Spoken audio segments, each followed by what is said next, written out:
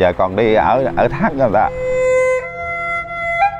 Vừa qua, một cơn mưa lớn khủng khiếp đã thổi bay căn nhà vốn đã mục nát của chú.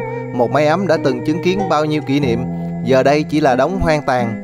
Chú Chanh, cựu chiến binh 62 tuổi, từng một thời vào sinh ra tử tại chiến trường biên giới Tây Nam để bảo vệ quê hương, đất nước.